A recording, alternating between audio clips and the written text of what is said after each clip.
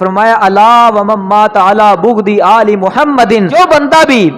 اس حال میں دنیا سے گیا کہ اس کے دل میں نبی کی آل کا بغض تھا، فرمایا مکتوب بین عینیہ، کل قیامت والے دن اس حال میں آئے گا کہ اس کی دونوں آنکھوں کے درمیان یہ لکھا ہوگا آئس من رحمت اللہ، کہ یہ بندہ آج اللہ کی رحمت سے دور کر دیا گیا ہے۔ اب اہل بیت سے محبت کا دعویٰ تو ہم کرتے ہیں کہ ہم نبی پاک کی اہل بیت سے محبت کرتے ہیں، پیار کرتے ہیں، کہ اس پیار کی کوئی علامت یا اس کی کوئی نشانی کیا ہمارے اندر نظر آتی ہے؟ پاک کی آل سے محبت کا دعویٰ کرنے والا، امام حسین سے محبت کا دعویٰ کرنے والا، وہ اس بات کے اوپر غور کرے کہ امام حسین کا چہرہ رسول اللہ کی سنت سے سجا ہوا۔ امام زین العابدین فرماتے ہیں امام حسین ہر رات کے اندر سونے سے پہلے 1000 نوافل پڑھ کر سویا کرتے تھے۔ امام حسین 1000 نفل پڑھ کے سوئیں اور امام حسین کا عاشق فرض نماز بھی نہ پڑھے۔ امام حسین نے پیدل سفر کر کے 25 حج آپ نے ادا کیے اور امام حسین سے پیار کرنے والا فرض حج بھی ادا نہ کرے۔ امام حسین نفلی طور پہ غریبوں کو بانٹنے والے، یتیموں کی خدمت کرنے والے، بیواؤں کی خدمت کرنے والے، لیکن امام حسین سے محبت کرنے والا اپنے اوپر فرض زکوٰۃ بھی ادا نہ کرے۔ امام حسین نے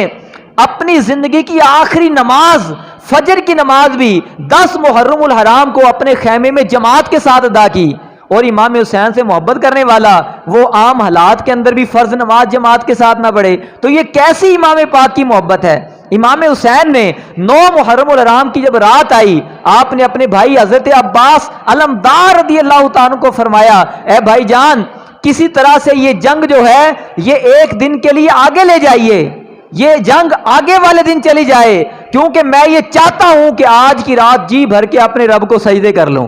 اب دیکھو ظاہری طور پہ امام حسین کی زندگی کی وہ آخری رات، لیکن اس کے باوجود خواہش کیا ہے کہ میں آج کی رات اپنے رب کو جی بھر کے سجدہ ہی کرتا رہوں۔ اور اہل بیت طہار کے خیموں کے اندر پانی بھی بند ہے، کھانا بھی بند ہے، اس کے باوجود بھوک ہے، پیاس ہے، تیروں کی برسات بھی ہے، لیکن نمازیں قضا نہیں ہو رہی۔ اہل بیت طہار کی عورتیں جو ہیں ان کا پردہ ضائع نہیں ہوتا۔ سیدہ زینب رضی اللہ تعالی عنہ جن کے سامنے ان کے 2 بچوں کی لاش پڑی ہے، ان کے 9 بھائیوں کی لاش میدان کربلا میں پڑی ہے، پھر بتیجوں کی لاشیں پڑی ہیں، سارا کنبہ شہید ہو گیا، اس کے باوجود بھی جب لاشوں کے پاس آتی ہیں تو اس حال میں آ رہی تھی، ان کے چہرے کے اوپر اس وقت بھی نقاب تھا،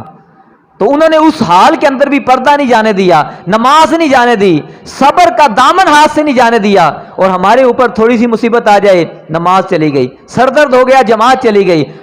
تھوڑا سا بخار ہو گیا روزہ چلا گیا۔ اور ہماری عورتوں کا حال کیا ہے؟ تھوڑی سی مصیبت آ گئی ایسا واویلا گھر کے اندر مچاتی ہیں کہ اللہ کی پناہ،